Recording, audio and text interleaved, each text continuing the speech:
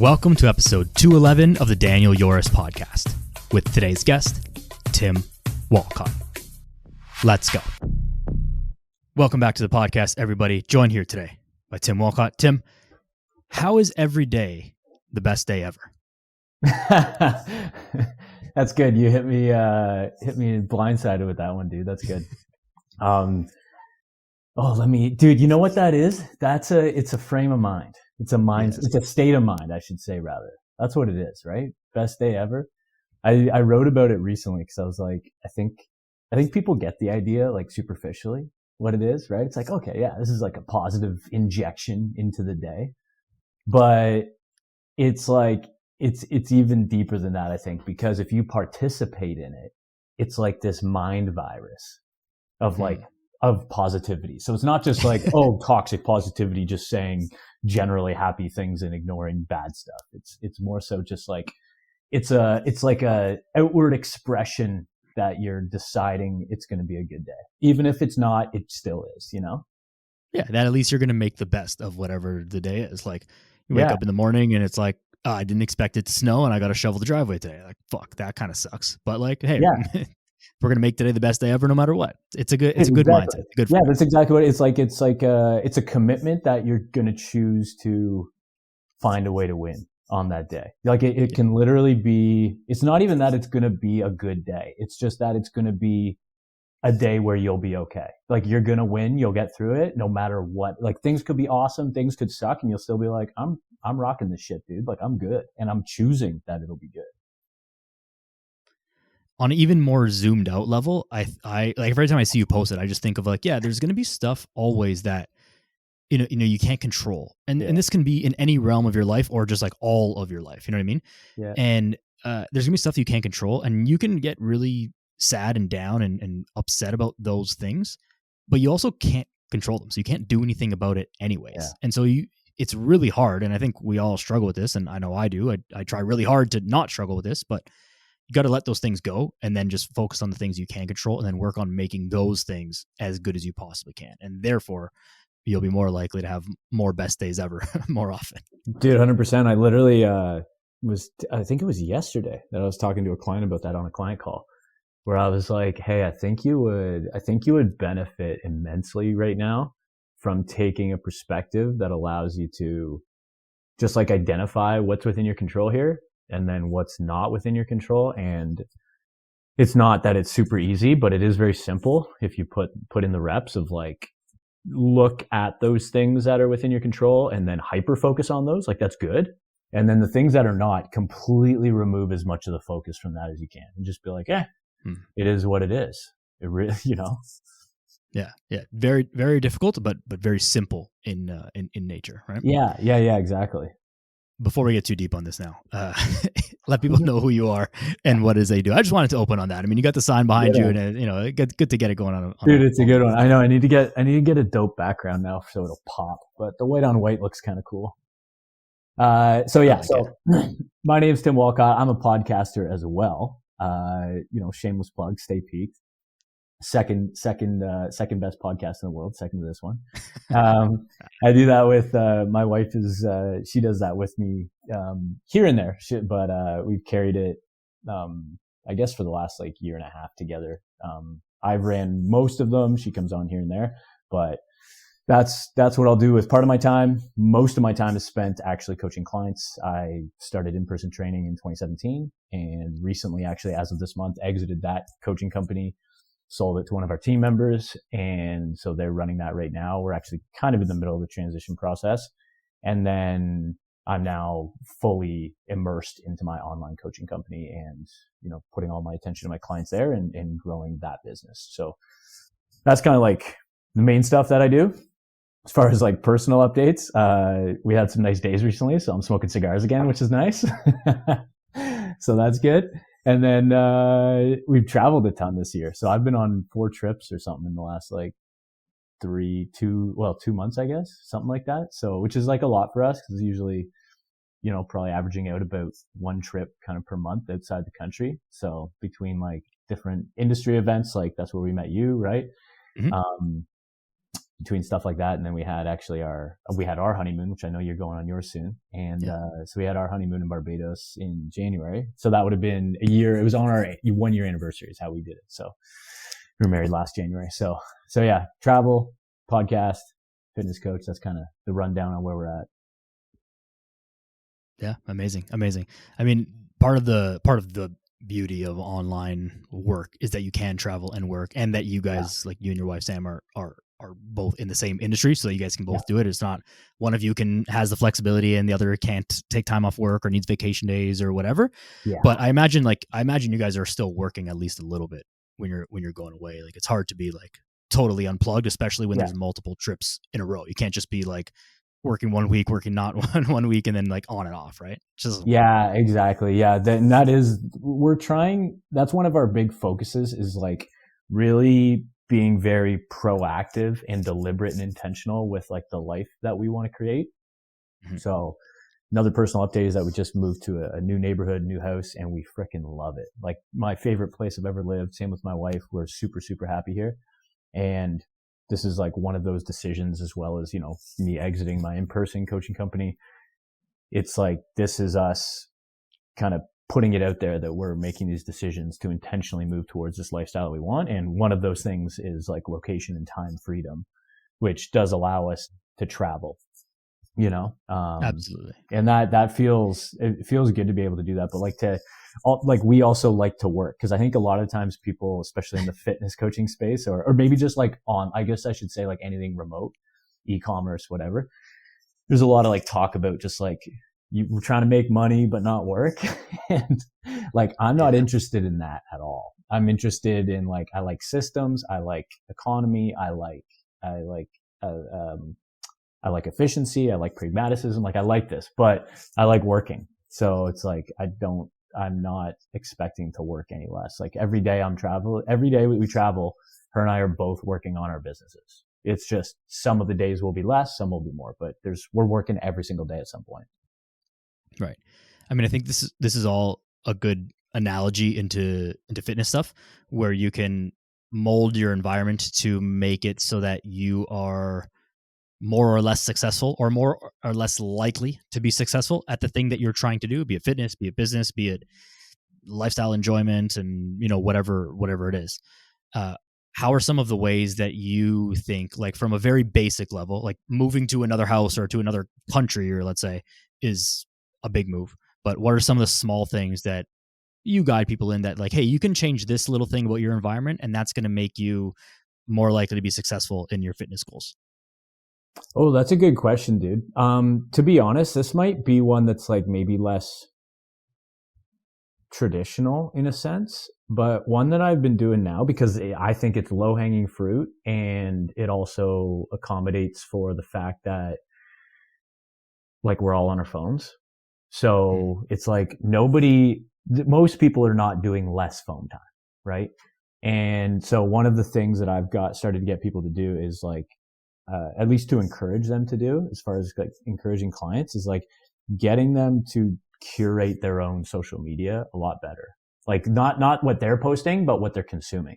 Interesting. So I personally did that basically over like the last 2 years or so. And it's awesome. It's like, I still get caught in the death trap of just like scrolling like anybody. But when I'm scrolling, like 90 to 95% of the time, I'm consuming stuff that fires me up. Like, I feel great consuming it.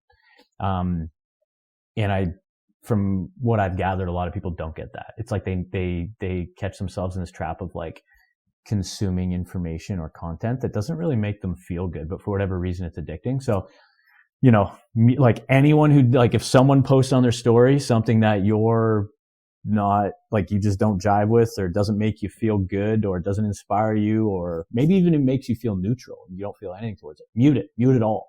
I'd like maybe the framework is like, if it doesn't fire you up, you shouldn't be consuming it. So then you get to the point where, if you're not going to quit your phone, you might as well make your phone something that, like, at the very least is neutral, but like ideally enhances your life. When you open it and you start scrolling, you want it to be something where you're like, this makes me want to go to the gym. This makes me want to eat better. This makes me want to start a business. This makes me want to wake up early tomorrow, Dude, that's such an interesting place to start, because I think most people, and myself included, that's not the first place that I would have thought. It's like, have a water bottle by you, set your gym clothes out near, at the end of your bed, or sleep in your gym clothes, whatever, things like that. But yeah, actually manipulating the information that you're intaking and that's being bombarded at you on a daily, hourly, basis, like that is massively important. It is always interesting though how much people get sucked into the negative side of things. And the most interesting thing, I think, is as Canadians getting sucked into US politics stuff. It's like this affects us kindly, but like not really that directly, and you literally can't do anything about it. And people lose their minds on all sides of it. And it's like, hey, just shut that off, and you'll be like, probably like 85% happier. You know what I mean? Like, dude, it's not that hard. That's like, yeah, that's like, and that's part of, I think, part of the things that I was kind of implying as well was like political content, where it's like, I don't know if you like make money as a political talking head or something, it's like, okay, this makes sense. Or I guess like for some people, it's a legitimate hobby. Like some people are just like very into politics. So like, cool, right? Like do your thing. But for the average low information voter, like what are you doing consuming any of this ever? Like even as far as like Canadian politics, you probably don't need to consume nearly as much of it to make an informed voting decision as you think, or at least as you're being convinced. You could probably just, I don't know, follow Chris Williamson clips or Hormozy podcasts or like food stuff or cat stuff. Like it's just stuff that makes you feel like, oh, this is cool and makes me want to be a better person, Yeah, no, 100% agreed. It doesn't take a ton, and like using some critical thinking skills often solves the issue anyways. But not to go too deep into politics, because I think we could go down that road. One of the things that you guys do that I admire, that I think is a really good idea, is having multiple gym memberships. Talk to me about why you do that, how you have it set up, how you choose different gyms, how you choose to train at different gyms, all that kind of stuff. Because I think this is like a extremely good hack, if you will, but very underutilized. Yeah. So I'm glad you asked this, because this is something I feel really strongly about, actually. And let me preface also by saying that this is a situation where this is a privilege in the sense of like, I'm blessed to be able to do this, because I can't have one gym membership if I don't have the money for one gym membership. I can't have multiple if I don't have the money for multiple, so the more money I make, the more gym memberships I could theoretically have. And at least two of the memberships right now, and I have several, but at least two of them stacked together probably cost me like over $200 a month, just the two. So it's like, those two aren't even cheap, right? Right. I don't know if I'll hang on to the other one super long, depending on, just because we just moved, I'm kind of figuring out where we're going to be. But yeah, so I have, to kind of explain how I have it set up and then the why. The way I have it set up is I have a gym membership that is a little bit cheaper, definitely on the cheaper end. And I actually use that one exclusively for tanning. So it doesn't really fit the whole premise here, but that is my objective. No, it's a thing. Yeah. I use it for tanning. And actually it kind of fits in a way, because I utilize tanning. I have a strong opinion on this as well. Tanning for me is like one of those things that I do that your average like Starbucks, Lululemon white girl will say is like self-care. It's like, yeah, that's exactly what it is. Like I will literally take time out of my day that I do not have time for, and I spend money on this gym membership to go and tan, because sometimes I need to leave the house and I need to go do something for myself that's passive, and then come back home, reset, get back to work, or do what I got to do, finish my day out. When really it's like in my head, I'm like, I'm too busy to do this. But like, that's the problem with everyone. It's like, you feel too busy to do anything, and you get to 8 p.m. never doing anything for yourself, Right. There's an amazing quote that I heard once that was like, if you don't have 10 minutes a day to meditate, you need to meditate for an hour a day. That's good. That's good. That's a perfect one. That kind of sums it up. So it's kind of like an exercise in that for me. So that's what that gym membership serves for me. The other one that we train at Pure here, now that we're really close to it, Pure Muscle in Burlington. And I love that gym because of just like, I'm a big believer, especially now, man. I'm a huge, it sounds so funny too, but it's like, I'm such a sensitive Sally to like environments, like the spaces of stuff, and not in like a woo woo thing, but like maybe, it's more so like if I go somewhere and I feel good about myself, I feel good about the day, I feel good about the people around me, I feel good about what I'm doing there, then like that's a good place for me to be.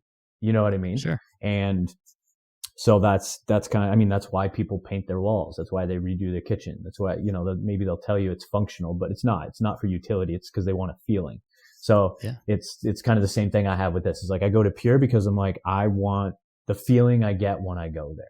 And that's the reason I have that gym. And then I have what feeling do you get when you go there? Just to interject there and explain for people who don't know what Pure is. Just explain that gym a little because it's unique. Like it's not your regular commercial gym. Sure, yeah. So that's the reason I brought that up. So that's good. I'm glad you reminded me that because if you don't know Pure Muscle, it's one of the best like bodybuilding gyms in Canada, probably, and North America, probably. Yeah, probably right. At the very least, Canada for sure, and it being like a 7-8 minute drive away from us is like a super, super big asset. So that's why we take advantage of it. But there's a lot of professional bodybuilders train there. There's a lot of fitness influencers that train there. There's a lot of YouTubers, TikTokers, just like people in the fitness space. And there's a lot of amateur bodybuilders that are very ambitious and, they're going after their pro card. So they're very serious about their craft. And, there's also a lot of people there that probably aren't like that. But again, this kind of comes back to like best day ever stuff. Like I just don't really focus on that. Like I'm like when I go there, I'm very aware. I'm not that guy that looks around at people and pays attention. I'm kind of to myself. But like I notice, like anybody, I observe and I notice who's there, especially when I'm there at the same time. I go at 6:30 a.m. every morning. So when I go, like the same kind of crew. And like when I go, you start to like notice a pattern of like people getting after it. And I love that feeling of just being around this environment of everyone who's training around you. They're having fun, but they're also very serious and deliberate with what they're trying to do there.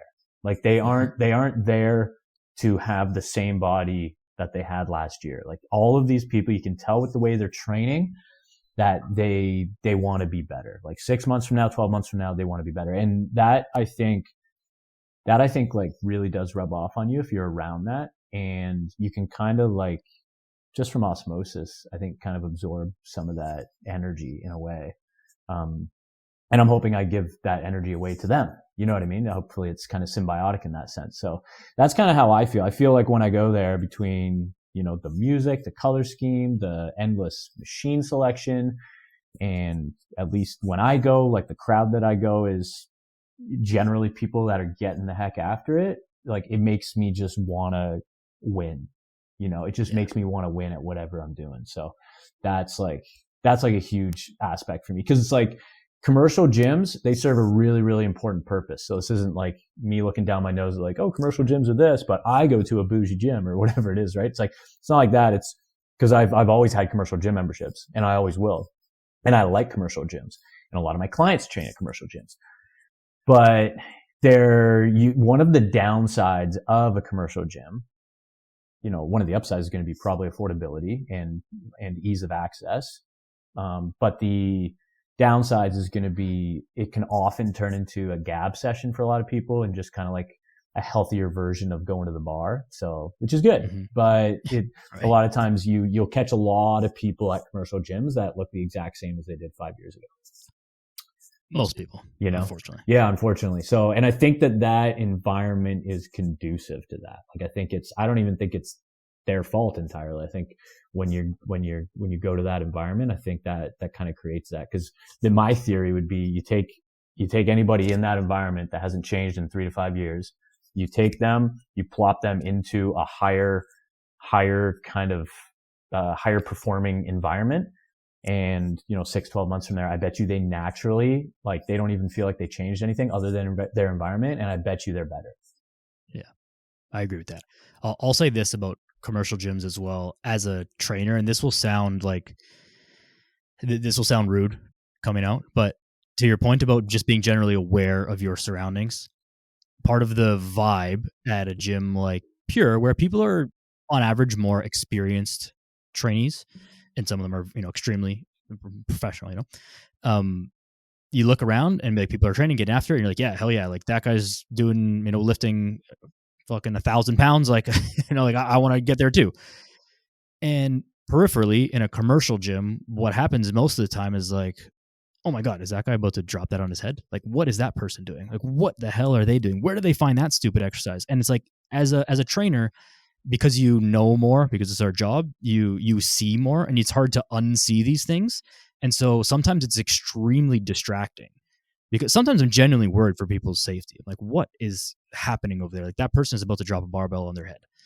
And sometimes it's like that person is just very misguided. And I wish I could just go over there and like offer them a hand, but I know that that's not going to be received well because of the way gyms are. So like the vibes are not really there. And so sometimes it's really hard to be like, hey, I'm just going to like lock in and, blinders on, headphones in, and just train here. And so to your point about generally just good vibes and a good training environment, definitely that is a downside of a commercial gym. And the more experienced you are, the more of a downside that's going to be, but that doesn't make it unusable. No. And it's like, I would happily train at a commercial gym for the rest of my life. Like, cause I know, even recently, I remember someone saying something about they've never had to regularly train there, and they were kind of talking about it like, I would never do that. And then I was like, oh, they're not that bad. Like, not even that bad. Like, they're great. Like, they vary so widely. So to just say like they generally suck, I don't think is good either. Because I've had some great. I was at Good Life the other day, and it's like there's a million locations of Good Lives. Yeah. So am I just going to say the closest gym to me where I live right now is a Good Life? And so even just for that convenience factor of it being the closest gym to me, of course I go there, right? I was there this morning, and it's like, if I only have a limited amount of time to work out, including travel time to and from the gym, like that's going to be my go-to place, because it's closest to me. And it's great. It's a great gym. I enjoy that location. Now, if that location happened to be like super dirty, there was a really weird kind of crowd that was there, or, all the equipment was broken all the time and stuff like that, then that definitely knocks it down a few points. And that's something certainly to consider. Because I think, the closest gym to someone's house is typically the one that you should go to, just because it's removing the time barrier to the greatest degree. But if you feel like extremely uncomfortable or, God forbid, unsafe somehow at that gym, then yeah, you definitely spend the extra money maybe and the extra time to go to better locations. Well, this is kind of my argument too, is like, because you're right. It's like time is a huge obstacle for this, right? So like at face value, that's what someone should do. It's like, where's the closest one? Go there. And then maybe money's somewhere there too, right? First or second, as far as like the price point. But, and I realize how this could come off, but to kind of go off kind of your initial question, which I haven't even fully answered yet, but it's like the point of like, I think the gym that a lot of people downplay is the vibe. It's the environment. And, if you pay an extra 20, 30, 40 bucks on that, I know that could break the bank for a lot of people, but there's a lot of people that won't, but they think it would. And they're wrong. They're like, they just need to have 3 less cappuccinos at Starbucks a month, and they could go to this gym that is way different, that gives them a completely different perception of themselves, perception of fitness, belief in what's possible. Like, it could change so many things about their experience around fitness, that it's like, it's worth going from a $50 a month gym to $100, which is a 100% increase. That a lot of people be like, no way, like I would never do that. But it's like, I think, without getting too much into it, because I have like this personal philosophy around people that worship money a little bit too much, is like that is a situation where I think people assuming someone can actually afford it. And you look at their financial statements and you're like, you can afford this.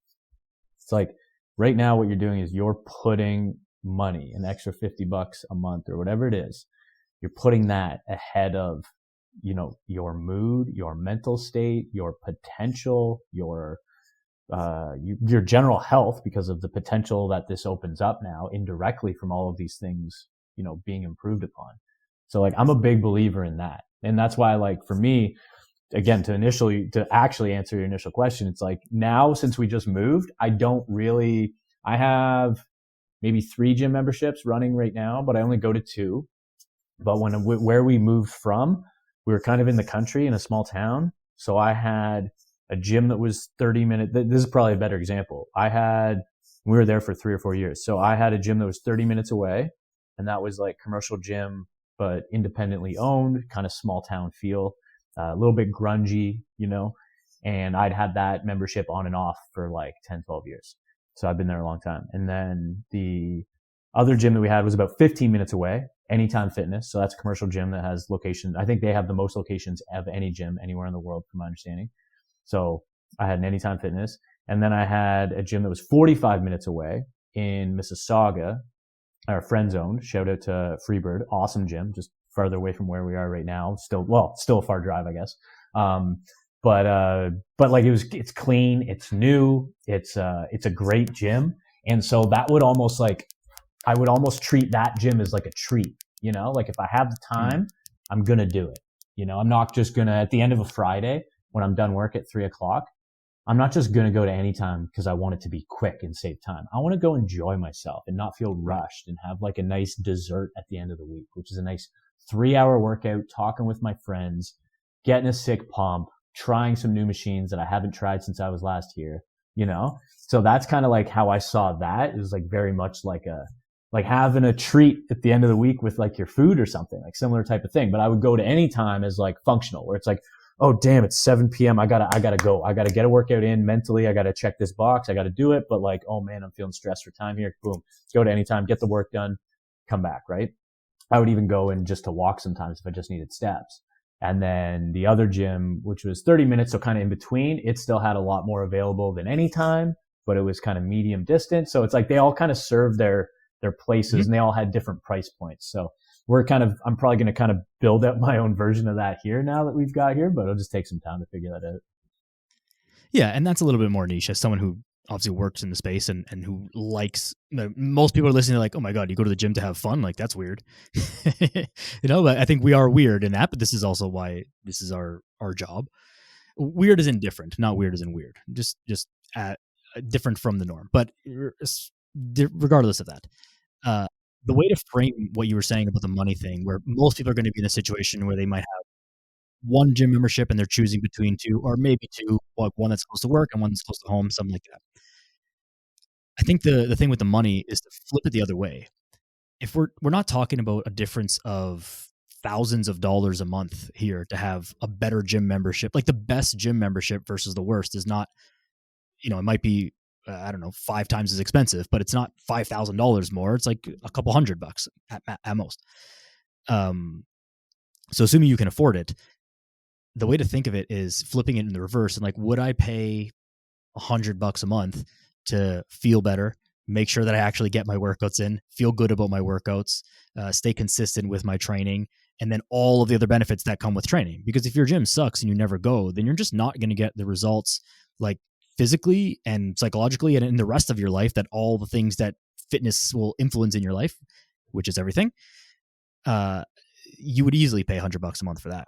And so that's the inverse of like, hey, would I spend a little bit more on this gym membership or not? I think that's how people should think about it. Of course, make sure, don't take financial advice from me, but essentially that's the better way to think about it if your finances are squared away. Dude, I don't even think this is my hot take on that is that's not even financial advice. That's you just gave a live advice. Like that's fitness advice. That's what that really is. Live advice. Yeah. Cause like, and also like, I get it. We're both kind of being careful, right? To be like, oh yeah, we don't want to sound like, hey, we're so lucky that we can afford to blah, blah, blah. Here's the deal. If you can't afford it, sorry, too bad. Straight up. I don't know your situation. If you're listening or watching this, it is what it is, right? It is what it is. And, but unfortunately, like life costs money. And like I've been in those situations, so I get it, right? But obviously we're talking to people that actually can't afford it, but they're choosing not to. Like they're paying a $20 to $50 gym membership a month, and then they'll go to Chuck's after, 3 times a week. And it's like, you could just skip that part, get a Diet Coke or something, and then you could just go to a better gym. Like, but I think a lot of that comes down to like, it's the same thing with fitness coaching. Like how many people, especially like this is a little inside baseball, but like how many people in our industry will, sometimes maybe struggle to like get maybe some one-on-one training clients. And then they'll be like, maybe I should offer like a lower ticket service to like, people are finding it like hard to purchase my main program or whatever. And they're getting all these price objections, and it's like, nah, man, like you're like a lot of the times, like these people in situations like that, they can afford it. They're just not ready to commit. That's all it is. They don't have the self-belief, and that's kind of what it comes down to. Some people legitimately can't afford, right? They hear a price on something. It's like, oh, that's out of my price range. I've had that, right? Of course. Yeah, of course. But I've also been someone who said, no, I can't afford it when I could, but I just didn't believe in myself. It's like, or I didn't believe in the process, or I had some other barrier come up. And like, that's all it is. Like, you know what I mean? Yeah. It's a very black and white thing. Like if you can afford your $50 a month gym membership, chances are you can also afford $100 gym membership. Now, it doesn't mean you should spend $100 in gym, but chances are if you only have an excess of $50 a month, and that's the thing that's like, oh, if I spend an extra $50 a month, I'm not gonna be able to put food on the table. Like that's a bigger problem. Like there's no way it's that close, right? So even with coaching, if someone's charging whatever $200 a month, and you're trying to get them, or someone's asking for $200 a month, and you're trying to charge them $300 a month, if you can afford 200, you can probably afford 300. It just becomes like a value proposition thing. But not to go too much inside on that, but it is about how much you value it and how much you care about these things. Yeah, exactly. And I think it reminded me too. We had a scenario, my wife and I forget. It would have been a few months ago before we moved, because I remember saying, I brought something up to her, because we have like maybe this is a normal fitness thing, maybe not, but we have a relatively comprehensive supplement pantry. And so, and I don't necessarily take lots of supplements year round, but we have them, Yeah. And I've gone down that rabbit hole for sure. I've been the guy that takes, 40 pills a day, and I've done 0, but I remember there's a scenario where I forget what was going on, but it was something to do with the money, where I was like, maybe it was something to do with, because I have like a few wholesale accounts with some distributors and stuff. So I was like, should I be purchasing direct from them, or should I just go to the retailer because I need this fight, or whatever it was, right? I forget. I was having a conversation with my wife, and it was what I was trying to figure out, right, was like, how do I save money? And she was like, who cares? Just go get it. It's our health. Right. And I was like, yeah, that's the correct answer. Cause like we have, I don't know, we spend thousands of dollars a year on supplements. We spend, between both of us, I guess, thousands of dollars a year on the gym, and then including the drop-ins that we pay for when we go travel, because we never miss sessions when we go travel. It's like, as far as like our health goes, and then you could add on to that, doing what we got to do to eat healthy when we're traveling, which involves sometimes marked up prices. Pretty easy to do where you live, because you can figure out how to game the system. But when you're traveling, you're going to get hosed, right? Because you just don't know. So like between all that, it's like we spend so much probably extra money that we could save on our health. But like, I don't regret a single minute of it. Like, my life is so much better because of it. I feel so much better. And like, I haven't talked to you about this, but like, and we can get into this if you want, but depending on which direction you want to go, but I've been someone who's like felt very bad, very, very unhealthy. So, which a lot of people don't know, because it's like right now, my perception, people coming into my world in the last year or two, probably are like, oh, fitness guy, cool. Like I follow a lot of those on Instagram. Like, he's got abs. Yeah, they all do. He's probably had it his whole life, but I've never been super overweight by any means, but I was like, I've been very unhealthy, very, very unhealthy, and felt bad. So it's like, I know what that feels like to feel bad and feel like I have no control over it. Be like, I just want to feel good, and I don't know how to do it. So for me, spending money to feel good in a way that supports my health, my mental health, my physical health, all that, it's the best thing ever, because I know what it's like when I could spend all the money in the world and nothing changed. There are definitely plenty of other places to try and save money and like, pinch pennies and try and get a deal. And we don't really need that. I'll just, I'll do it the long way or the hard way or whatever, rather than like the fitness stuff. Like, maybe you shovel your own driveway instead of pay someone else to do it. Like that's a thing where you save some money, right? Uh, but yes, fitness is overwhelmingly going to like make your life better. And it's not necessarily the thing that you should be saving money on. Cause like you said, you can waste a ton of money. And I don't know like the totality of your story, but I get the gist of it. Where you can be wasting a ton of money, frankly, and be going down a very negative spiral. So and people do this in maybe more subtly destructive ways than maybe what you were going through. And if you want to talk about it, we'll talk about it and just give a brief overview of it, and then we can talk about kind of how you came out of it, because I think it actually will be relevant to something else that I wanted to talk about. So to stop beating around the bush, tell people a little bit about your story, what you were going down that hole there. Yeah, sure. I was thinking about it, and because I share a lot of this stuff like periodically, like on my social media and stuff. Mm-hmm. But the one I've shared more about, the second one I haven't really, but both are like, and they overlap, and they're probably more connected than I realize, but they are two kind of distinct, different types of feeling bad. Like the one involved, years of like drug addiction and alcoholism and just excessive partying and mental health stuff. And then the other one it was this like seemingly insidious autoimmune challenge that I had, which overlapped at like kind of similar times in my life. Like when I kind of came out of this like partying phase and got more into my fitness again and started to like get my life together, started coaching. That's when I started my studio, my personal training studio in 2017. And it was it's funny because actually a year after that, it was probably 2018 to 2020 was like really bad. Those were like 2 years, which is funny thinking back. I'm like, wow, it was only 2 years. But I was like, man, those 2 years were hard.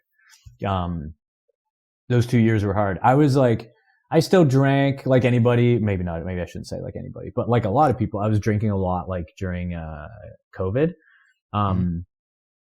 So like there was that, but I definitely wasn't like partying like I used to. Like there wasn't really any issues with addiction at that point. But I had this like, I had these issues of these like severe energy deficiencies. It's very hard to describe. And I had like really bad insomnia.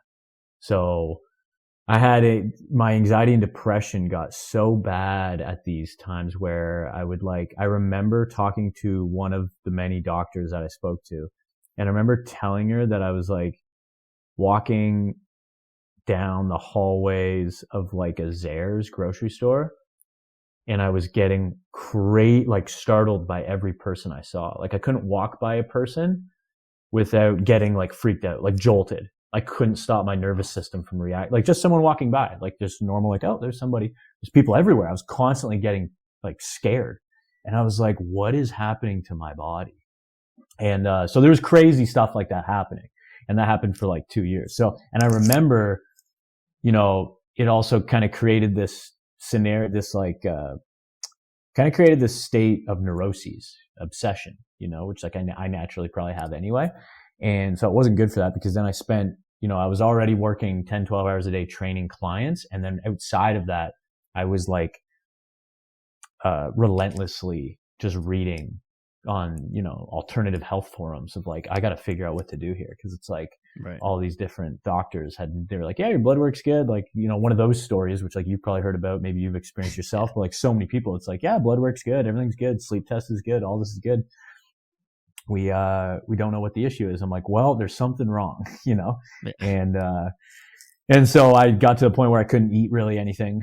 I was eating chicken, rice, and romaine lettuce, and I couldn't eat. I was so afraid to eat anything else. It just became like so restrictive. I remember when I had like this little homemade chocolate bar from one of the cafes I went to in my town. And I remember I had that and I was so nervous to have it, but I'm like, screw it. Like whatever. And I had it and I didn't feel bad after. And I remember feeling so much joy. And I was like, wow, this is amazing. But it really did show like how bad my health was at that point, you know, how bad it got. So, and I don't know what happened there, and I'm still recovering, but I'm 100 times healthier. It's probably 2021, 2022-ish until now is when that part started getting really healthy. So I kind of had those two kind of periods of my life that overlapped a bit where it's like I felt so bad. With the addiction stuff, it's like you're kind of trapped in your head, right? That's more like a mental health challenge of like just self-belief and like, I don't know if I can get out of this, but it's more about me. The other one is more so like it's not short of effort. Like I'm spending money on crazy supplements. I'm doing all these different tests and I'm trying all these different sleep protocols and different whatever. And it was like that feeling of like that you can't really get better is brutal. So now that I feel good, I'm like, it doesn't matter what it costs. It'd be another conversation if I had to go into consumer credit card debt to maybe pay for it. But assuming like I can pay for it, my account goes to zero, I'm good with that. I can sleep real good at night knowing I'm like, hey, I put my health first. Like I feel really good about this because I know what it's like when it's not good. Because I think a lot of people, it's so insidious and gradual, the slippery slope of poor health, that they probably don't feel that bad, you know? At least the perception isn't that bad. Probably compared to how I feel and how you feel, it's horrible, but they don't have that juxtaposition to compare it to. So the relative like slippery slope, you know, it's so gradual that the boiling frog, you don't realize how bad it really is. But like that rock bottom doesn't really feel like a rock bottom. So you're like, oh, I'm just a little tired. Oh, I just snore a little bit. It's like, oh, I just need a little more sleep. Like, yeah, I get nappy at 5 p.m., but like who doesn't, you know? Yeah, it's hard to walk upstairs, whatever. But yeah, it's like that. If you knew how good you could feel, it's amazing. And I knew that because I used to feel good because I was into fitness like years ago before I went through all these challenges with my health and partying and stuff. So I was like, I know how good I can feel, man. This isn't healthy. One of my favorite things that happens very often with new clients is, you know, they'll get started on their exercise, get started with lifestyle changes and dietary changes, of course. And, you know, they start feeling better and, you know, 2, 3, 4 weeks in, and then something happens inevitably, whether it's like a planned cheat meal or cheat weekend, or it's, you know, it's a birthday party or a work event or something. And they go out and they have, you know, junk food, but maybe not even something so crazy, but just like they eat like they used to eat before they started this journey. And then, you know, you check in with them the next day or the day after, and they're like, how you feeling? Man, like my stomach hurts. Like I feel groggy. Like, I don't know, my joints, like my body feels swollen somehow. Like, you know, like I just don't feel right. And I'm like, that's how you used to feel all the time. Just didn't realize it because they had nothing to compare it to. Right. And they're like, oh shit.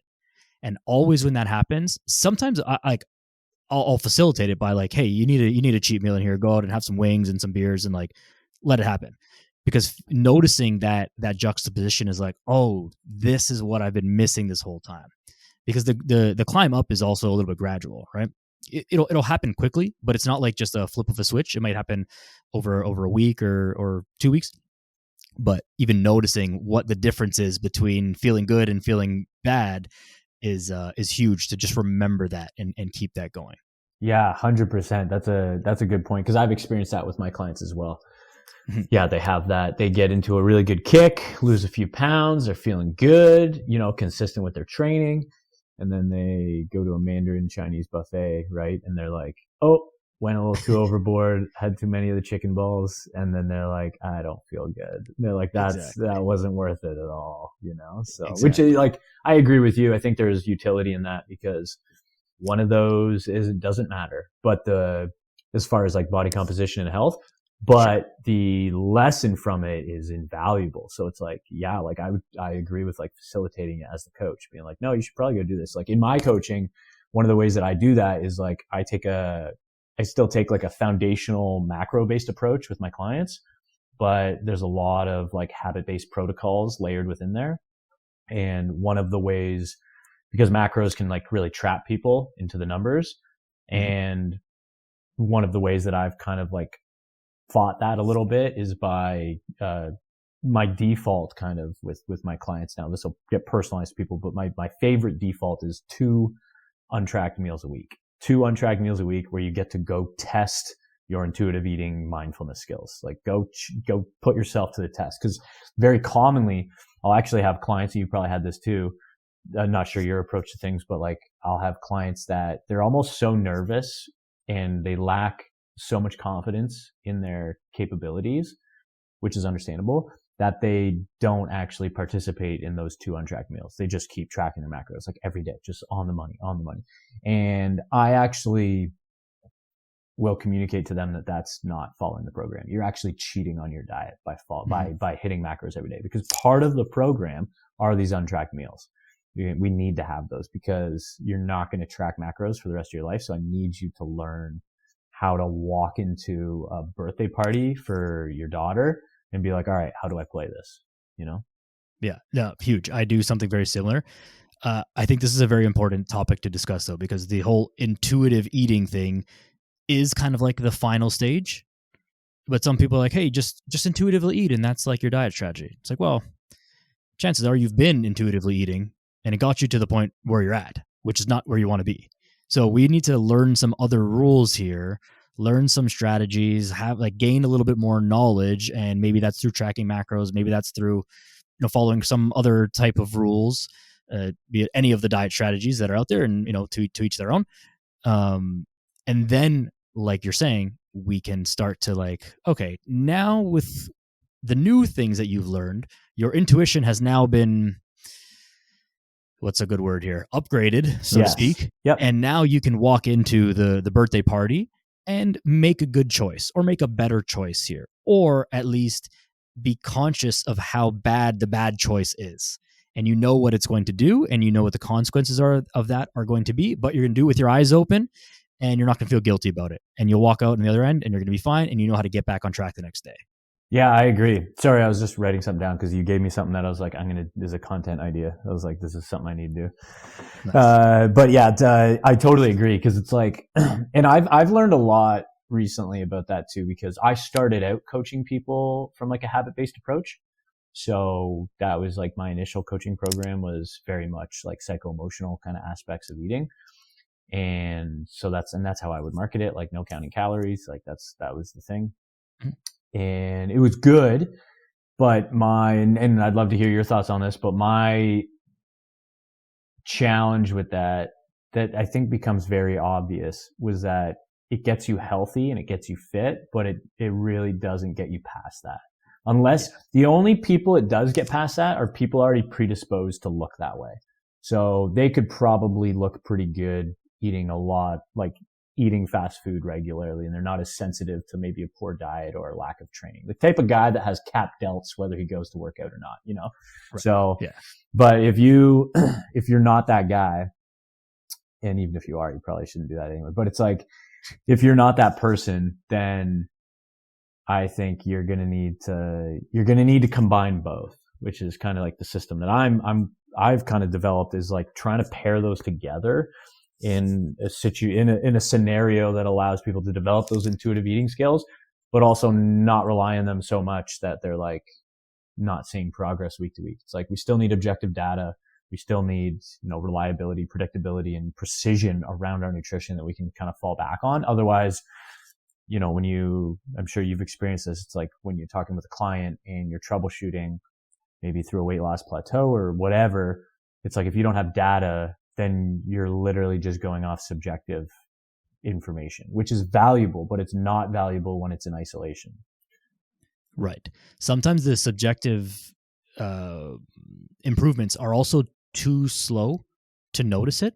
Like if you're just going off how your clothes fit or how you look to yourself in the mirror, that will certainly, both those things will improve over time, but it may be happening so slow without enough hard evidence, because your view of yourself can be like pretty negative sometimes. But if you have even just like scale data, people who refuse to step on the scale, I definitely encourage not doing that. As in, you should step on the scale and track this, because we can just use this. It's data. We can see that there's small changes happening, even if it doesn't feel like it, quote unquote. But to your earlier point about the habit-based approach, I think that you're right on the money, and I've come to the same conclusion over time, where it's like, this is good to get you started, and it'll good to get you part of the way there. Most people eventually want to go beyond that and like, okay, I lost 10, 15 pounds. I feel better, but I want to get like a little leaner now. I want to build a little bit more muscle. Like I want more now. It's like, okay, now we've got to go to level 2 type of thing. And there's different entry points for different people. People come from different experience backgrounds. They're more or less motivated. They have, different things going on that maybe you should start counting macros. Maybe you should start just kind of on the habit. Maybe it's some combination of the two. But definitely it's happened more often than not where people say, I don't want to count macros. Okay, we won't. That's fine. And we start with other stuff. And then eventually, after a few months comes around, it's like, hey, I think I want to, tighten this up a little bit more. Like, what else can I do here? Like, well, we got to tighten things up then if you want to tighten things up a little more, right? Dude, it's actually the exact roadmap that I ended up naturally falling into, because when I offered clients like an exclusively habit-based approach to nutrition, I followed that myself and I documented it. And this would have been last year at some point, last winter. I lost just under 30 pounds. And so I lost I went from 213 to like 185 or something like that. And I did that without counting calories, like just habit-based approach, exact same stuff that I would use with my clients. Mm-hmm. And then I got out of that, reversed, hung out in maintenance, chilled out there. I actually literally maintained that until this past December. And then this past December was like, all right, I have like soft abs. Like I'm a fit guy. I look good in the gym. I look good in a t-shirt, but I was like, I want to like turn it up. Like I want to test myself. So and that's when I'm like, cool, this is going to require numbers. This is going to require hard data, mm-hmm. because this doesn't work that well when you're working against biology. So, and that's going to fight me a lot more. And this is actually what I was writing down for the content piece is, I was thinking about it where I'm like, that's probably like a bit of a tired take. Oh, I shouldn't say tired, but just like we both have probably seen that take many times where it's like, you've already been intuitive eating most of your life. You probably shouldn't continue doing that. At least on its own, you're going to need to add something in because your intuitive eating skills got you here. They're not that great. So you're probably gonna need some objective data around it. But, like one thing that I've learned while dieting relatively aggressively to the point where my body fat percentage, I don't know what it is, but it's getting a lot lower now. And the leaner I get, the more biology fights me. The more my body is worried that it's dying, and the more it's worried that I'm in a famine and I'm malnourished, right? So the psychological cravings and the hunger is becoming a lot more persistent. So if I was eating intuitively right now, there's no way that I would achieve the goal that I want, which I'm dieting for another week and a half. So next weekend is when I pull the plug on this, at least as of right now. And there's no way I would get to a week from now at a lower body fat percentage if I eat intuitively, because intuitively, like this is my second one of these today, which I already don't like. I think like for me, one is on the money. Like I don't need two of these, right? But I wanted to, and I could justify it because it's calorie free, but it's like my body wants that. My brain wants that really bad. It wants something. So if I go from an intuition, I'm going to screw myself. I'm not going to get the desired look I want or the feel that I want. Yeah. Another distinction here is that I think this gets missed a lot in content stuff is that it's very different to go from being overweight to looking fit, like looking like you're in shape and being healthy, than it is from going to being like in shape to being shredded. Like there are way more, like you're saying, biological factors that are working against you in that sense. You also just have generally less room for error. And so more precision is just required to hit the goal because you're closer and closer to your potential. Like someone who is, 70% body fat, like there's a lot of things you could do to lose weight really quickly. And it would be like there'd be a lot of factors going into that, but like it would be relatively easy. You wouldn't have to diet like so crazy. Wouldn't have to be so extreme.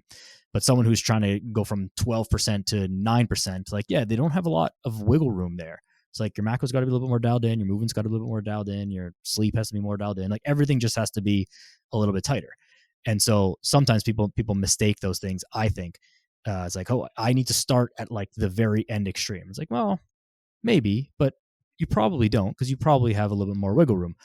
The other side of that, as I'm contradicting myself, is that maybe you give yourself too much wiggle room, and maybe you would do better if you were just being a little bit more strict and trying to take it a little bit more seriously from the get-go. But different personalities. Yeah, and I mean, that's where you're right. Like, I follow what you're saying. I think that's where the value of a coach comes in. 'Cause it's like, yeah, you can juggle that all day in your head, but like, just hire somebody like Daniel or myself that literally does this, and we can tell you, like, here's what you should do. Because in my situation, when I was 213, 214 pounds, I clearly did just fine, very successful with 0 calorie counting.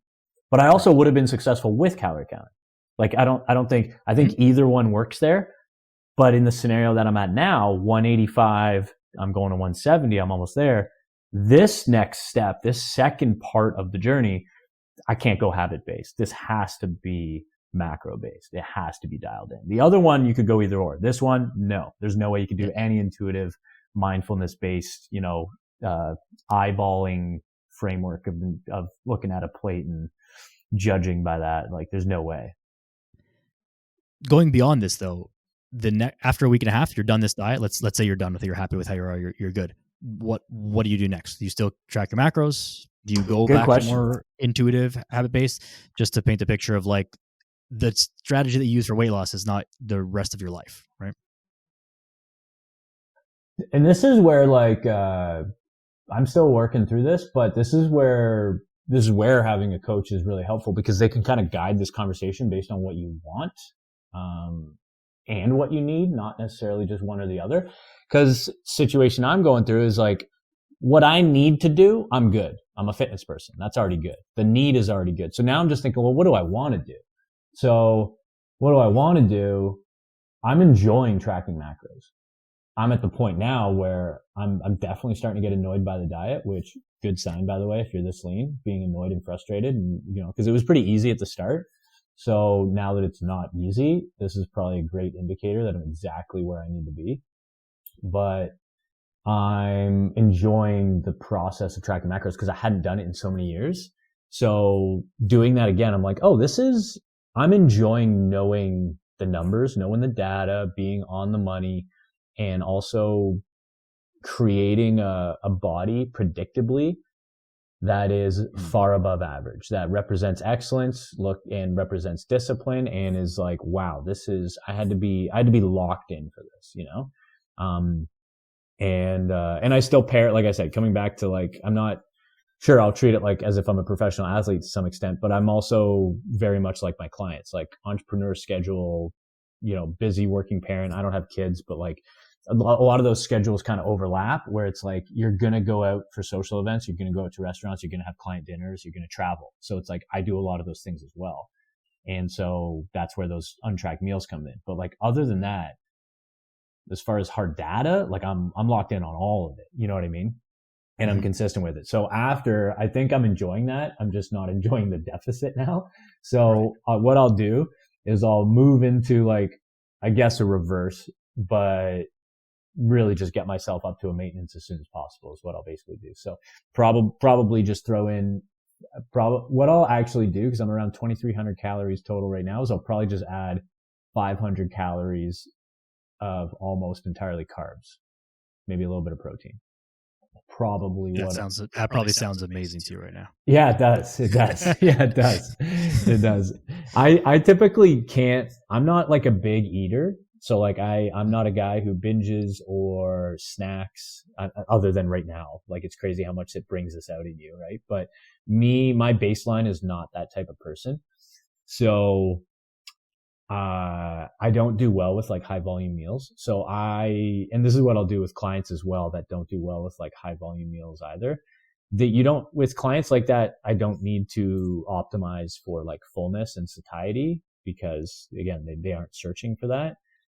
So if they're a little bit more along, like share similar profiles as me, I'll bring up the fat maybe a little bit. So I'm thinking it'll probably be, what it might end up doing is 500 calories evenly split across all 3 macros is what I might end up doing. I know that the typical like bodybuilder reverse is probably mostly carbs, but I'm not the guy who like wants carbs at every meal. I don't care. Like, I'm very happy with a meat and veggie meal for most of my lunches will be that probably anyway. Like, I don't think I'll change that just because it's easy.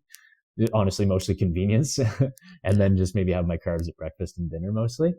But that's what I'm gonna do. Is probably I'm looking to add. I'll go right up to like 2,800 calories. Is probably what I'll do. Well, it's a good point. I mean, there's more to food than just calories and macros. Like it's the way those specific foods make you feel, make you perform, both cognitively at work and physically in the gym. Like I'm sure you'll have some performance things, and your training intensity will increase after you bring your food back up, because I'm sure your training is not feeling super amazing right now, right? Like you're doing it and I'm sure it's fine, but like it'll feel better if you were well fed, right? Yeah. And you'll be able to push some weight and, do all that stuff, which is all fun and good as well. And that's like how the long-term thing comes in. It's just cycling goals, right? That's exactly cycling goals. And like, I guess to kind of tie that up with like the habit-based thing, like for me, that's what I'm doing for my because I'm enjoying tracking macros. I'm going to continue to do that in the reverse. Yeah. I'm enjoying that, but I'm also enjoying what I've done with my body. So I'm like, cool. I want to keep this dialed in just with more food.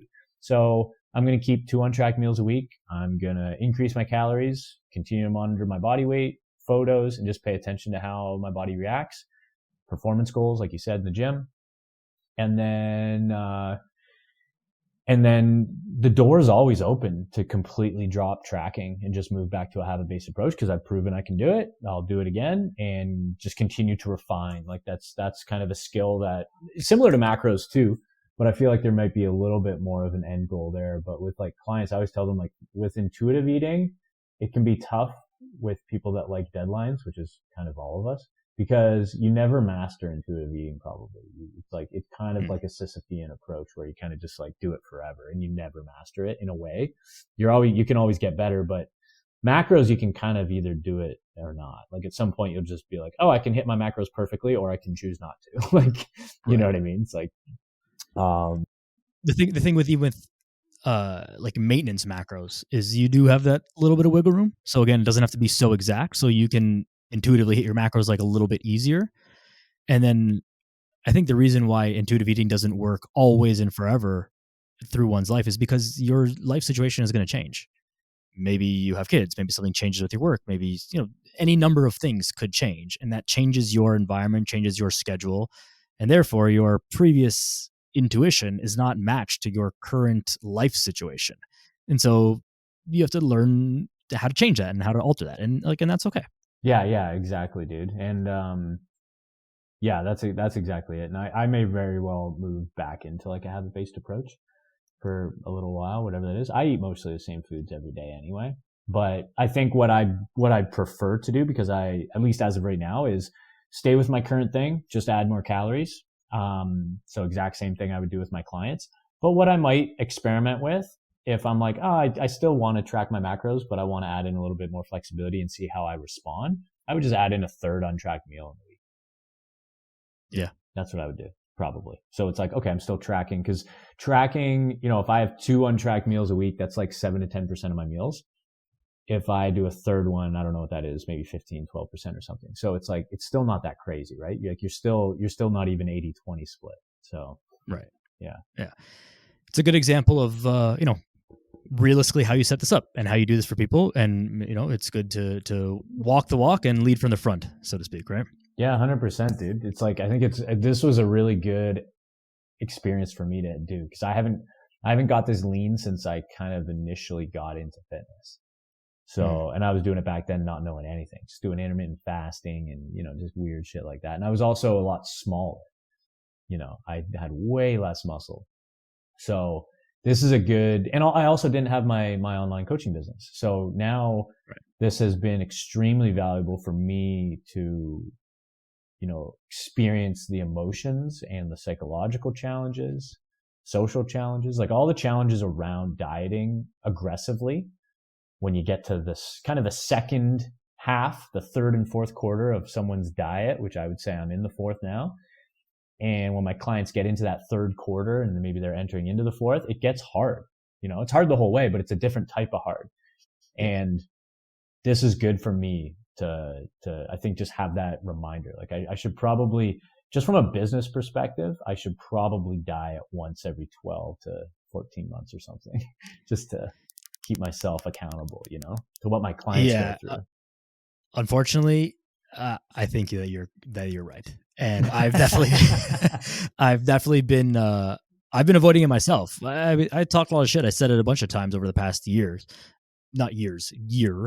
where I was like, oh, I'm going to get super shredded under 10%. Like I'm going to do it. And then I actually like think about it. I'm like, fucking, I'm not about this right now. Like, I'm just like, I just don't like, I feel like I don't need to. I'm happy. I'm not unhealthy, whatever. Like you said, I'm fit. I feel good, look good, fine. I don't look as good as I should or as I could in terms of leanness. But everything that you're saying is correct. One, for showing people and going through the process and remembering actually what it's like, right? To do it. It's one thing to remember, oh yeah, last time I did this, like it was kind of sucked and it's hard and I don't really want to do it, but it'll have positive benefits. And I kind of do want to do it, but it's about committing to actually doing the work.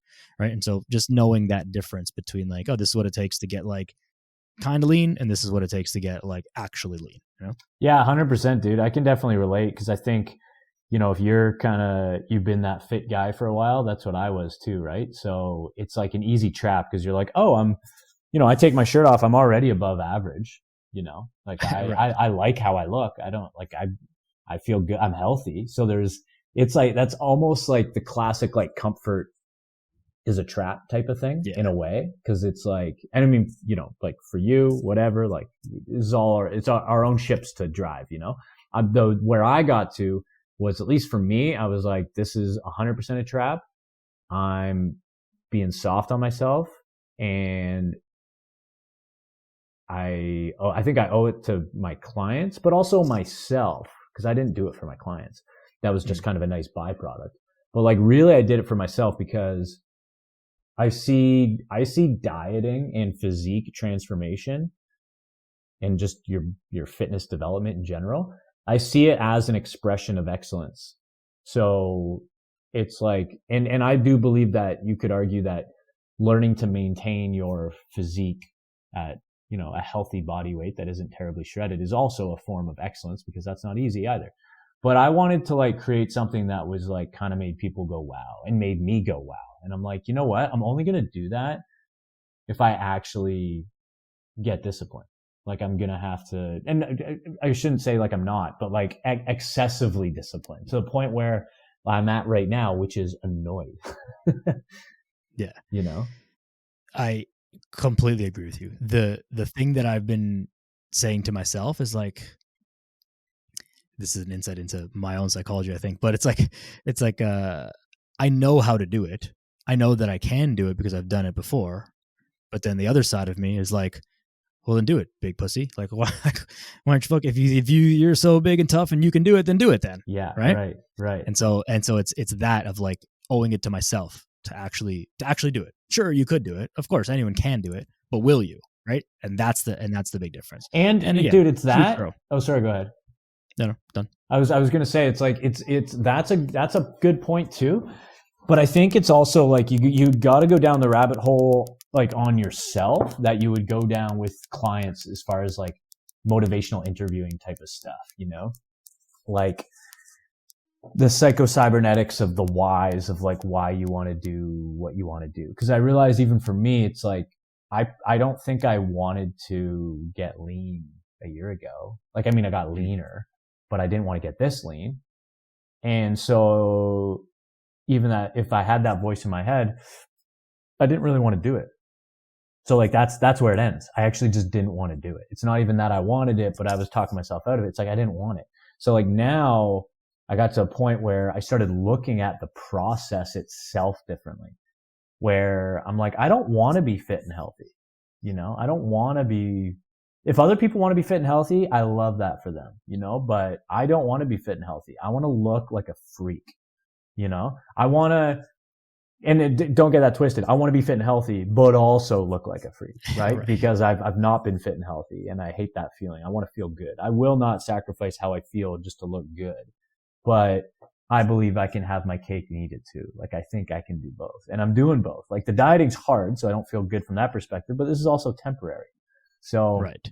I'm excited to experiment in the reverse to see what level of leanness I can maintain, because that'll be a really good test, and see what's actually possible. Because I think a lot of people cope with like, oh, this is sustainable, this isn't sustainable, whatever. It's like, no, you just had candy every night. Like, just don't do that. And you could have sustained like way crazier abs. You're just like, oh no, it's not sustainable. It's like, yeah, that's what you tell yourself so that you can have wine gums every night. Like, no, Yes. you could just like, you could have just not done that, you know? So and I understand there's going to be some rebound. So like psychologically as well, not just physiologically. So I will be experiencing that, and I'll have to be honest with myself about that. So I think the mental tricks of dieting for, you know, my wife's a competitive bodybuilder, so I've seen her go through this as well, and to an excessive level, far excessive than what I'm doing. But I think the tricks that your brain plays on you during the diet phase extends beyond when the diet phase ends, right? Because there's a delay there where the body is trying to recover from this, you know, prolonged famine that it believes it was in. Just because it has 3 days of eating at maintenance after the diet's over, it doesn't know that the emergency or that the threat is gone. Right. Right. But knowing these things and kind of anticipating it, you can start to set yourself up for the best possible chance of success, right? Like, how can what things might happen and what might I do to mitigate those when they happen, so that when they come up, and this is true all throughout someone's like fitness journey, even if you're like 400 pounds and trying to get a little bit leaner, like there's going to be triggers and things that come up. And if you can anticipate what those things might be, like, oh, yep, that's me craving for those chocolate chip cookies. What do I do when I crave chocolate chip cookies? I should go for a walk. I should drink a glass of water. I should, you know, go brush my teeth. I should, whatever, do any of these strategies that you might think about ahead of time. And then you'll be more likely to overcome that. And like, hey, I didn't have 7 chocolate chip cookies tonight. Like, I'm still on track. Like, pat on the back, and we'll get after it again tomorrow, right? Yeah, exactly. And that's what it is, right? It's playing that game. And you know what? This is another reason that I really am happy that I decided to push on this, is because of what it's taught me a lot about myself. And, you know, you might be more similar to me, I'm guessing anyway, in the sense of it's probably a lot easier for you to just not have a Kit Kat at 3 p.m. The average person, that can be very challenging. But we've wired our brain long enough that is not a habit. So to do that is actually harder now, because that's a difference in, you know, what our normal day to day is. But that was easy for me at 185 pounds with like soft abs, decently jacked, look good without a shirt, look good with a shirt, whatever, being a fitness guy. So it's like pushing myself past the point of being healthy and fit, like exposed some of those challenges for me and actually made it hard for me. And then I was like, oh, this is what my clients go through, but just at a higher body fat percentage, because they're earlier in the journey than I am, if that makes sense. So it's like it kind of like it exposed some of those like weak links in my own thinking that probably weren't really weak links, but I'm kind of like simulating a battleground, if that makes sense, by dieting. And like that, I think that's valuable, because I'm kind of like, I'm simulating a battle in a way. And it's like, I feel like this could only make me better, assuming I'm going at it from a best day ever kind of philosophy, you know, where it's like, I'm going to get something valuable out of this. And I feel like I've gotten lots. Yeah, absolutely. That makes an absolute ton of sense. I mean, like, to your point, it may not be a weak point in the chain, but there's always, in any chain, there's going to be a weakest point. Doesn't make it weak. It's just like, it's not as strong as the rest of them. There's always going to be something. And so knowing what that is it's good to know. Better to know than not know, right? That way you can deal with it if and when it comes up. Yeah. And even if I'm not able to maintain the look as lean as I can, which I'll probably peak myself, like a soft peak anyway. So I'm not planning on sustaining the peak look, because that's by definition meant to be hyper temporary. Mm-hmm. But I have a photo shoot booked, or a video shoot booked. So it's like, I'll peak for that. And, you know, even if I don't maintain that, I'm okay with whatever the outcome is, because it's all information. It's all data that I can use to just develop my physique and psychology better and better.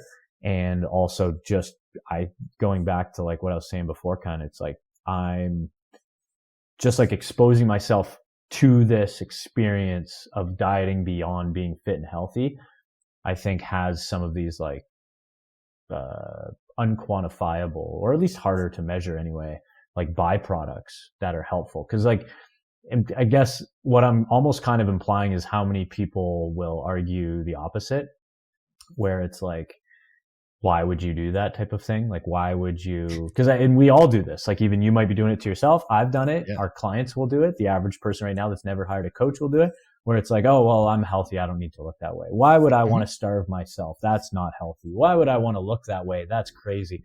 And it's like, I think these are all copes, every single one of them.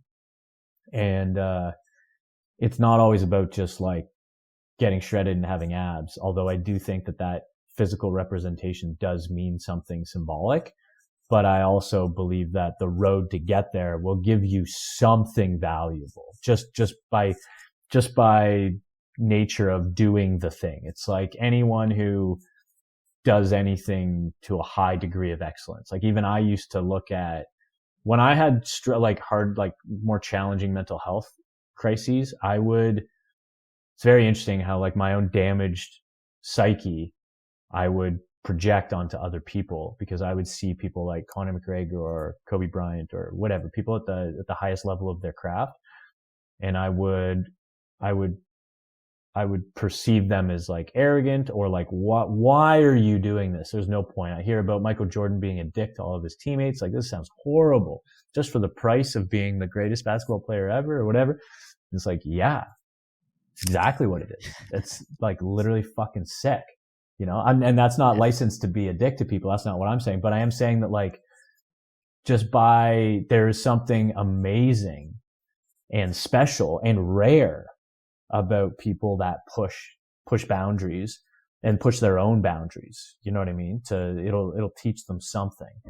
And, there's going to be a cost to do that. So it's like, I kind of see like dieting beyond just being fit and healthy as kind of like your own commitment to excellence, whatever that is for someone. Maybe it's not getting shredded lean, but maybe it is pushing past the point of like, I'm good here. I'm comfortable here. I'm happy here. I like how I look. It's like, well, do you love how you look? Do you love how you feel? Because you still kind of sort your shirt around when you go sit down now. So I don't know if you are that happy about it, because you're still pretty self-conscious. So, it's becoming maybe a little cliche, maybe only in like in our fitness circles, but to say that having a six pack or having a very like extremely fit and healthy body is like the ultimate status symbol. And in a way, it's because like there's no real shortcuts. Like, sure, you could use steroids and various other drugs and whatever, but like you still got to work your ass off no matter what. Versus someone who's like a billionaire, you could be you're just some trust fund kid, or you won the lottery. Like there are ways to kind of get ultra wealthy without actually working hard or doing anything useful in the world. There's not really a way to get fit without putting in years of hard work in the gym and dieting and whatever. And so there is something about that pursuit of excellence and the recognition for yourself that how much hard work you put in, and from other people that they know like, oh, that guy or that girl, they grinded for this. Dude, that's a great point too. It's the great equalizer. Doesn't matter if you're rich, poor, or whatever you've been through. It's like you're still going to have, if you want abs, you're still going to have to do crunches and then eat less and get into a calorie deficit and burn fat. Like you have to do that, like you're going to have to do that. And you could get some help by various pharmaceuticals, but taking the pharmaceuticals and sitting on your couch doesn't give you abs. So it's like, you're going to have, like what you said, you're going to have to do the work, and that natural, even if no one sees it, just the fact that you did it does give you this little bit of swagger when you're, walking down the road to have a coffee and meeting up with a girl from Bumble or whatever your thing is, people are doing. It's like whatever you end up doing, you're going to like have a little bit of extra swag in your walk. Cause you're like, wow, I'm a badass bitch. Like I know what I did, like it's sick.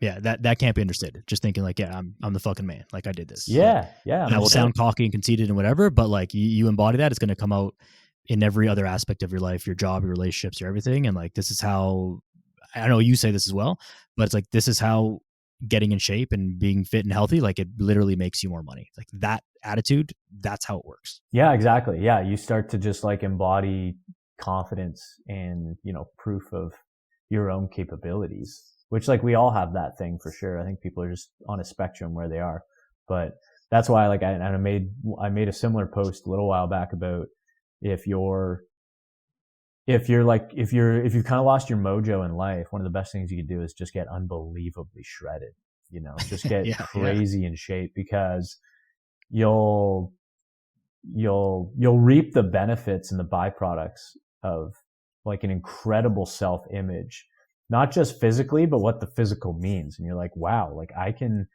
do hard things for a prolonged period of time. That's kind of what the signal that you're giving back to yourself. And if you if you kind of lost your mojo, you probably don't have that. You probably don't have a high degree of self-belief, and you probably don't have a high degree of even actual resilience, or at least self-belief that you're resilient. So if you can prove to yourself that you're like, I'm a gangster with this, like I can do hard things and I can do it for a long period of time without breaking. It's like that energy is powerful. To bring things full circle here as we wrap it up, fitness in that sense that you're saying is possibly the last or one of the very few like truly merit-based things that we have left. And it brings everything back into your own internal locus of control. I control this. I was one who went to the gym and lifted the weights. I ate the food or didn't eat the food. I got the steps in. I got to sleep early. Like I did all of this stuff. I controlled it, and I cultivated my world or my body as a representation of your world around you to this way, the way that I want it to be. And then that control over the controllables and letting go of the things that are not controllable will spill into the rest of your life. So 100%. Nice full circle there. Yeah, dude, 100%. I like it. Nicely done. That's some skilled interviewing. Big compliment from another podcast. That's good. I got out of my game. I feel like we could keep going for a couple hours here, but I've taken up too much of your time already. Is there anything that you want to add to this that we didn't get to today? I don't think so. Other than the Coke Zero orange cream is actually like really good. It slaps. So I don't know if you've tried it, but it's good. I have not. I'm not really like any flavored Coke. I just don't really like any soft drinks. Like sweet stuff? Oh, okay, gotcha. No, I love sweet stuff. But like if I ever want a Coke, I'll get it. I'll be excited about it. I'll have one sip and like, that was it. That's all I wanted. Dude, it's funny. I feel like I used to be like that where I never craved it, wanted it. I just have water. And now I love it. Like I have club soda or Diet Pop like all the time. There you go. Part of that's probably from the diet, but even in the last like couple years, I've just started to enjoy like drinks as kind of like, oh, this is good. A nice calorie-free drink is like a nice treat. Probably, you know where it started? It started with energy drinks. Because I started. Okay, so I never got into energy drinks either, just coffee. Yeah, okay. I got into energy drinks after meeting Sam, and then I was like, oh, okay, I like this world. I didn't think I liked this. I like this. Dude, the first fitness conference that I went to, I was shocked at how many people were drinking energy drinks instead of coffee. It's such a fitness thing. Yeah, it is, Crack open cans. Yeah. Like 8:00 in the morning. I was like, you don't hear that sound. You're like, why? Who's drinking Coca-Cola? We're at a fitness conference. It's 8:00 in the morning. Who's just drinking a Coke? Yeah. But it's like, it's energy drinks, right? I'm not that crazy. Yeah. Like, 100%. I'm with you though, that like coffee's still king. Like coffee's the best. Like I look way more forward to like, I don't even have a good coffee maker yet. We got to get a good one here. And I still love the early morning coffee, dude. It's still the best thing ever. Nothing better. Yeah. Nothing better. Yeah. No better way to start off the best day ever. Yeah, exactly. Literally, dude. Literally. 100%. Listen, man, I appreciate you. This has been awesome. I think all the insights have been super helpful for people, and appreciate you being open and sharing with us.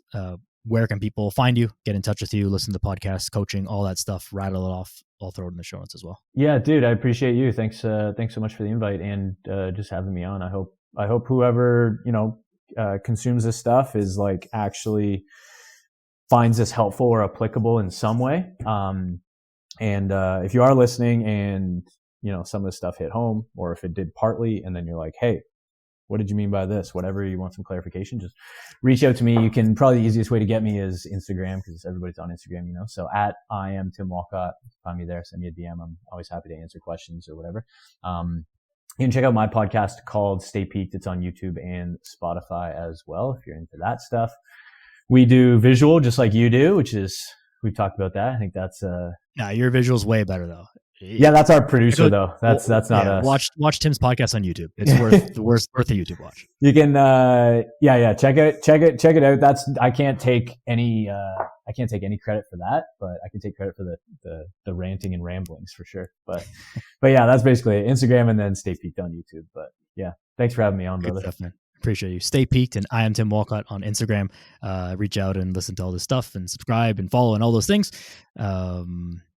Any last words of advice about anything before we close it off? Yeah, probably to kind of tie everything up that we just said, which is catch yourself coping. Like you can do cool shit, and cool shit, I'm not going to poo-poo on people that are going from, very out of shape to fit and healthy.